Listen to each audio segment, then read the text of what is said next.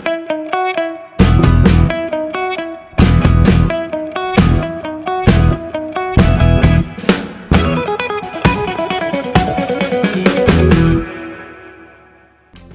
हमारा नाम आदर्श है और आप देख रहे हैं एकेएम टीवी। आज हमारे इस खास कार्यक्रम में सबसे पहले कुछ खबरों को विस्तार से जानेंगे और कुछ पर एक सनसनी निगाह डालेंगे। तो सबसे पहले खबरों को विस्तार से जानते हैं। विदेश मंत्री एस जयशंकर ने गुरुवार को पाकिस्तान के खिलाफ ऑपरेशन सिंदूर के तहत कार्रवाई और अन्य प्रतिबंधों को लेकर बड़ा बयान दिया है। इसके साथ ही उन्होंने अमेरिका के साथ होने वाले व्यापार समझौते पर भी बयान दिया है। एस जयशंकर ने कहा कि पाकिस्तान के साथ सिंधु जल समझौता स्थगित ही रहेगा और यह तब तक स्थगित रहेगा जब तक पाकिस्तान सीमा पर आतंकवाद के साथ अपने संबंधों को पूरी तरीके से खत्म नहीं कर देता है। उन्होंने कहा, कश्मीर को लेकर अगर चर्चा के लिए विषय बचा है तो सिर्फ एक ही है, पाकिस्तान के अवैध कब्जे वाले कश्मीर को खाली करना, और इस पर चर्चा के लिए हम तैयार हैं और पीओके के मुद्दे पर भारत को किसी भी तीसरे देश का दखल मंजूर नहीं है।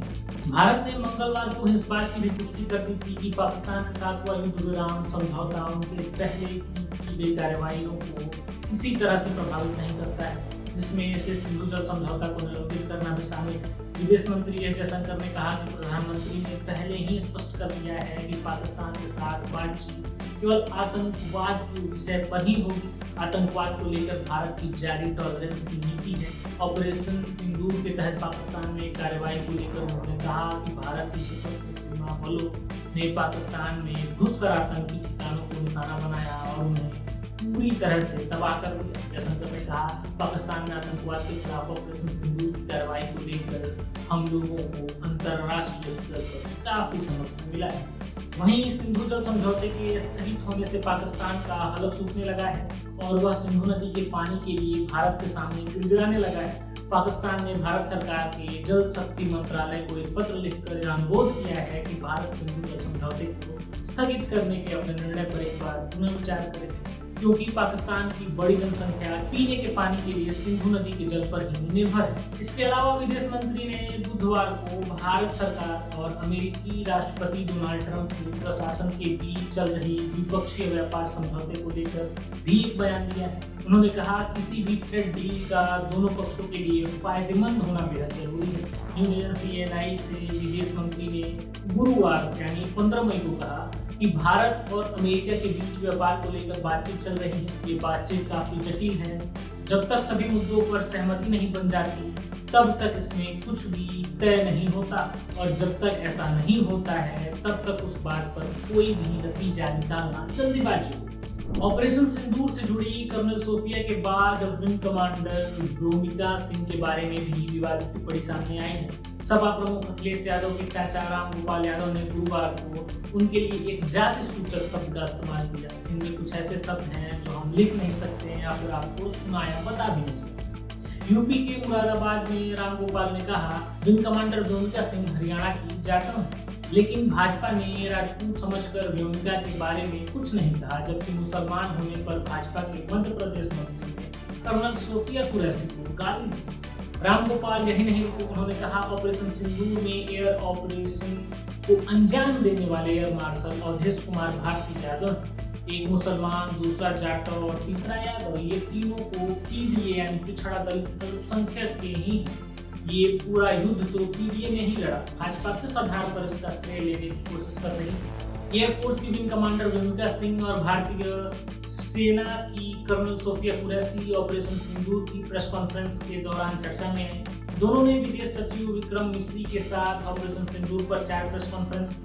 अपने बयान को जारी रखते हुए प्रोफेसर रामगोपाल यादव ने कहा, अभी हमने देखा कि 2 दिन तक पाकिस्तान से युद्ध चला, फिर किसी ने धमका कर युद्ध रुकवा दिया। शांति की तुलना युद्ध से नहीं की जा सकती, लेकिन दुष्ट के साथ दुष्टता का ही व्यवहार करना चाहिए, ऐसा शास्त्र कहता है।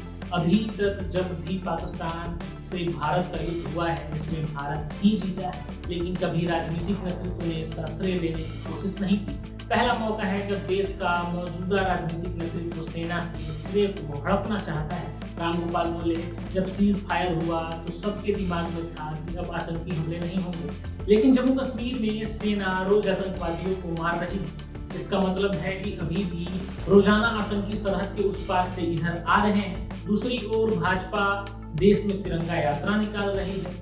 इस दौरान रामगोपाल यादव ने 2 सवाल भी पूछे। आइए आपको बताते हैं कि वो 2 सवाल क्या है। रामगोपाल यादव ने पूछा कि क्या भाजपा के नेता और कार्यकर्ता बॉर्डर पर युद्ध लड़ने गए थे? क्या भाजपा नेताओं के बच्चे युद्ध लड़ने बॉर्डर पर गए थे? सांसद रामगोपाल यादव ने कहा, अगर ऐसा नहीं है तो फिर सिर्फ एक पार्टी इसका श्रेय लेने की कोशिश क्यों कर रही है? सरकार सभी पार्टियों को विश्वास में लेकर तिरंगा यात्रा क्यों नहीं निकालती? कर्नल सोफिया कुरैशी को इनके मंत्री ने गालियां दी। हाईकोर्ट को इनके खिलाफ एफआईआर का आदेश देना चाहिए। बाकी बिहारी मंदिर कॉरिडोर बनाने को लेकर रास्ता साफ हो गया है। गुरुवार को सुप्रीम कोर्ट ने कॉरिडोर बनाने की मंजूरी दे दी थी। अब 5 एकड़ में भव्य कॉरिडोर बनाया जाएगा। कोर्ट ने यूपी सरकार को मंदिर के 500 करोड़ रुपए से कॉरिडोर के लिए मंदिर के पास 5 एकड़ जमीन अधिग्रहित करने की इजाजत दे दी। साथ ही शर्त लगाई गई है कि अधिग्रहित भूमि देवता के नाम पर पंजीकृत हो। सुप्रीम कोर्ट ने इलाहाबाद हाईकोर्ट के आदेश को भी संशोधित किया। हाईकोर्ट ने मंदिर के आसपास की भूमि को सरकारी धन का उपयोग करके खरीदने पर रोक लगा दी थी। बाकी बिहारी कॉरिडोर को लेकर हाईकोर्ट के आदेश के बाद सुप्रीम कोर्ट में ईश्वर चंद्र शर्मा ने याचिका दाखिल की थी। इसमें 2 मुद्दे रखे गए थे। पहला रिसीवर को लेकर और दूसरा कॉरिडोर निर्माण को लेकर। इन दोनों मुद्दों पर गुरुवार को सुप्रीम कोर्ट ने आदेश जारी किया।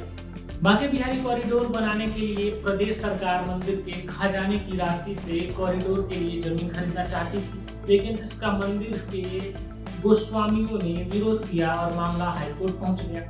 हाईकोर्ट ने मंदिर के खजाने की राशि के इस्तेमाल पर रोक लगा दी थी। इसके बाद याचिकाकर्ता ईश्वर चंद्र शर्मा सुप्रीम कोर्ट पहुंचे और कॉरिडोर को लेकर याचिका दाखिल की। सुप्रीम कोर्ट ने गुरुवार को दिए आदेश में कहा कि मंदिर के खजाने में कॉरिडोर की जमीन खरीदने के लिए पैसा लिया जा सकेगा। सरकार को जमीन मंदिर के नाम से लेनी होगी। सुप्रीम कोर्ट के एडवोकेट सार्थक चतुर्वेदी ने बताया कि सिर्फ जमीन खरीदने के लिए सरकार बांके बिहारी मंदिर के खजाने से पैसा ले सकती है। बांके बिहारी मंदिर कॉरिडोर बनाने के लिए 500 करोड़ रुपए खर्च होगा।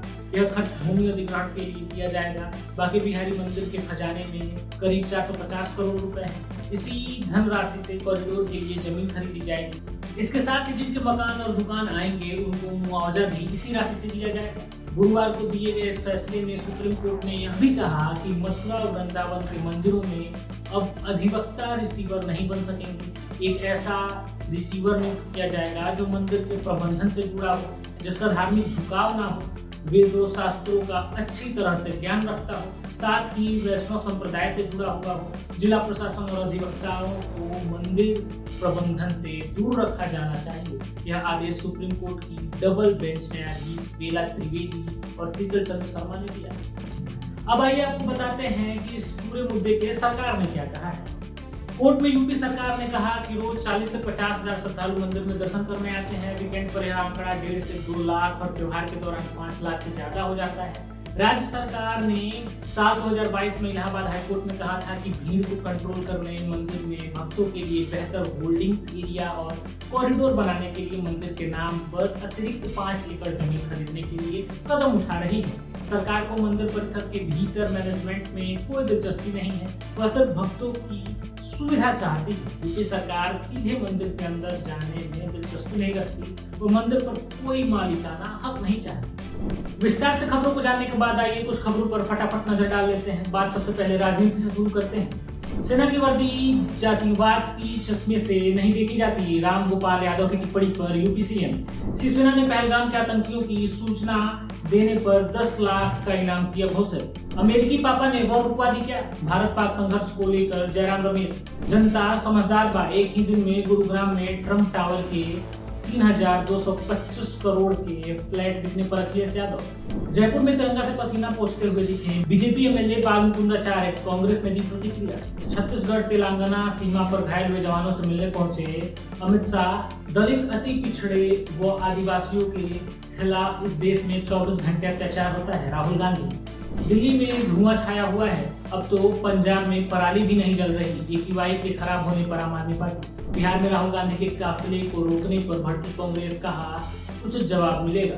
पुलिस ने मुझे रोकने की कोशिश की लेकिन रोक नहीं पाई। बिहार के दरभंगा में छात्रों से राहुल गांधी।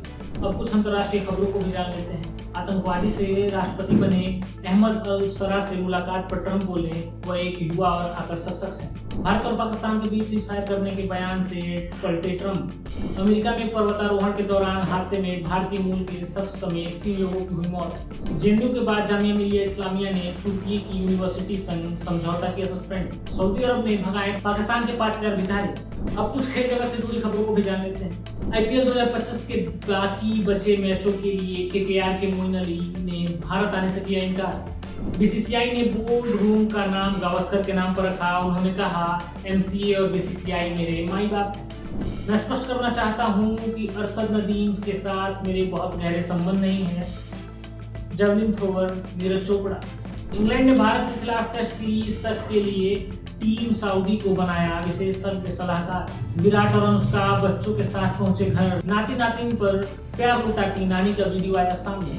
तो हमारे इस खास कार्यक्रम में आज के लिए बस इतना ही। खबरों से जुड़े रहने के लिए जुड़े रहिए हमारे चैनल के साथ। वीडियो को लाइक करिए, चैनल को सब्सक्राइब करिए और कमेंट बॉक्स में अपना सुझाव देना ना भूलिए। धन्यवाद।